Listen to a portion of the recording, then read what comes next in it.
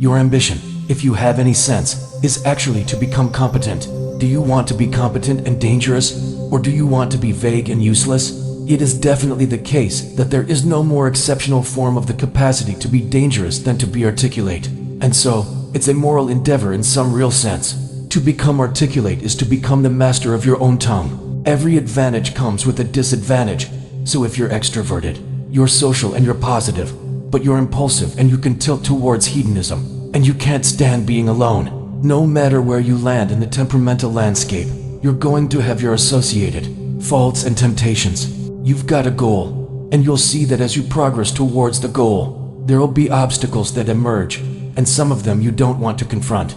That's why it's useful to order your room. A chaotic room makes you anxious. Why? Too many pathways, man. People don't really repress the things they don't want to face, they just fail to unpack them. You want a horizon of ever-expanding possibility. We're built to walk uphill, and when you reach the pinnacle of the hill, you want to stop and appreciate the vision. But the next thing you want is a higher hill in the distance. Beware of unintended consequences. It's like, oh no, this thing will just do what I want it to do and nothing else. It's like, no. It turns out that not only is what we want from each other the real thing, but that's also the adventure of your life. And so, if you aren't truthful, and that means, unfortunately, especially at the beginning, when you start to be truthful, it means deeply coming to terms with your inadequacies and humility. So it's very painful.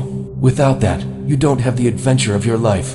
You have the role that you've acquiesced to, and that'll take all the meaning out of your life. It's good for you to go take your place in the world. Have some ambition, have a vision, have a goal, have a strategy. Try to be a good person, not because it's your duty precisely, but because that's the proper way to live. You sit on your bed and say, okay, man, I'm ready to learn something. What's one thing I'm doing wrong that I know I'm doing wrong, that I could fix? You meditate on that. You'll get an answer. You grow in proportion to the weight you take on voluntarily. And it's also true that we have no idea what the upper limit to that is. It's from the uphill climb that we derive our value, and I mean this technically. So almost all the positive emotion we feel, especially the emotion that fills us with enthusiasm, that's experienced in relationship to a goal. And so, in some sense, you want a goal that you can never attain, so you can always move closer to the goal that recedes as you move towards it. You think, well, that's frustrating. It's like Sisyphus pushing the rock uphill. But it's not, because as you pursue that goal, you put yourself together, and your life does get better and richer and more abundant. That's why the highest levels of virtue and goal are in some sense transcendent. You want them to be above everything you're doing, so you can continually move towards something that's more sublime and better. That's what you are. You're here to live, not to sleep. And the problem with the vision of Maite on the beach is that, well, first of all, that's a vision of drug-induced unconsciousness. Second, it's only going to work for about a week. Third, you're going to be a laughingstock in a month and depressed and aimless and goalless. It's no, that's not it. It's you want a horizon of ever-expanding possibility. And so it does happen to people because they've staked their soul on the attainment of an instrumental goal. And it can be a pretty high-order goal. But then you think, now I'm there. Now what? Well, the answer can't be, well, I'm going to live in the lap of luxury and never have to leave. What do you want? To be a giant infant with a gold bottle? You never have to do anything but lie on your back and suck.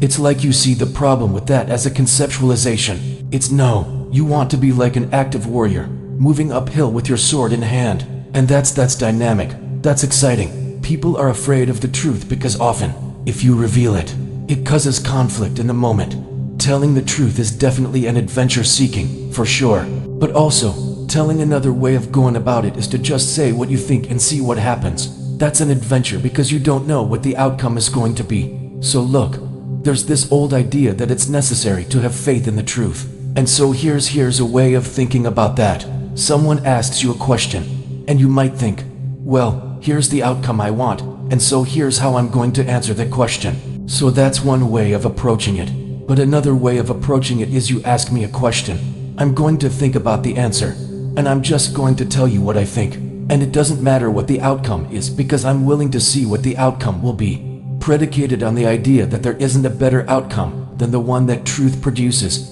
even if it's harsh and terrible in the short term. And sometimes it is. It's like there isn't a better way of doing it. Now, you might say, well, how do you know that? And the answer is, well, I don't know that. That's why it's an article of faith. Because I believe, and I believe this deeply, the being that you produce as a consequence of telling the truth is good by definition, even though it's harsh and often uncomfortable, because you get in trouble.